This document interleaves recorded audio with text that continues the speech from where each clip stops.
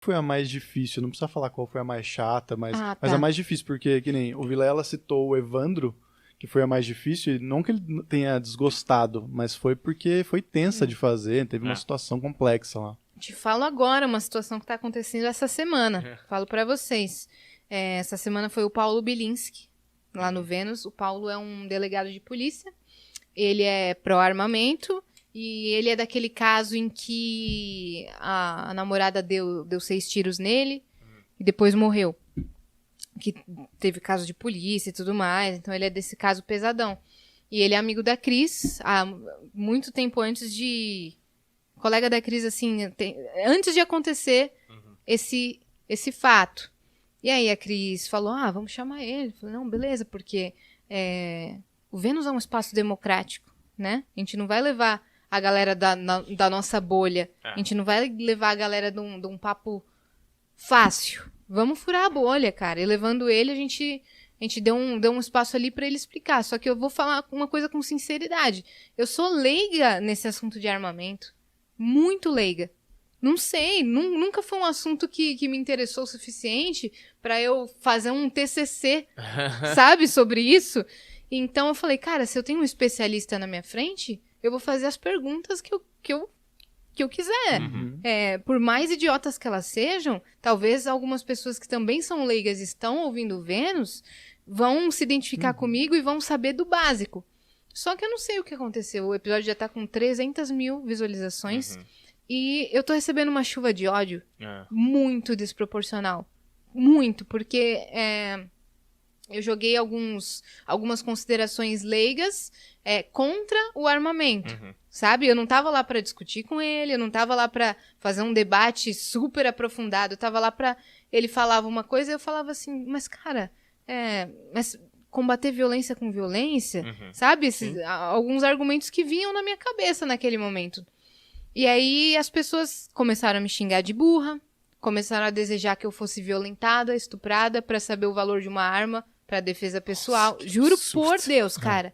Eu tô recebendo isso, todas as páginas estão repostando os meus cortes. Teve uma parte lá que ele falou assim, qual foi o primeiro homicídio da história? Eu falei, sei lá, Jesus Cristo? E não era. Só que foi a primeira coisa que passou na minha cabeça naquele papo tenso, sabe? Que você fica nervoso de um assunto que você não tem conhecimento, de um cara que não ia falar sobre borboletas, sabe? Que não ia falar sobre coisas super divertidas, então eu já tava nervosa, já tava tensa de um assunto ser tão sério. Ele ia falar sobre o caso de uma tentativa de assassinato, então não era um assunto tão leve. Então, eu já estava nervosa por conta disso. Aí, eu não sabia direito expressar os meus argumentos. Porque eu não tenho essa base sobre esse assunto determinado. Então, não quer dizer que eu sou burra. Quer dizer que sobre aquele assunto, eu não sou tão informada o suficiente. Então, eu joguei o jogo do... Cara, eu vou no basicão. Leiguice, né? Cara, perguntar as coisas que vinham na minha cabeça. E eu tô recebendo um áudio tão desproporcional de ameaça de estupro. Para que eu dê valor de ter uma arma comigo. Sim. Todas as redes sociais estão postando esses cortes e me chamando de burra, de pior host do Brasil, Nossa. de ignorante, de lesada. Estão depreciando o meu trabalho, assim, totalmente por conta de um corte de 5 minutos, sabe? A gente já fez 36 Vênus. A pessoa assistiu aquele episódio de um assunto que eu não tinha tanto conhecimento, de um assunto que eu joguei na leiguice, e estão me atacando. Eu acho isso totalmente... Eu acho um absurdo. Eu acho muito triste. Eu chorei pra caramba. Não adianta dizer assim, mas não liga pra isso não. Segue em frente e não dê bola pra isso. Beleza, se fossem 10 comentáriozinhos pontuais sobre me zoando, eu não ia ligar. Mas receber ameaça no direct, milhares de comentários. Não são 10, são milhares contra mim.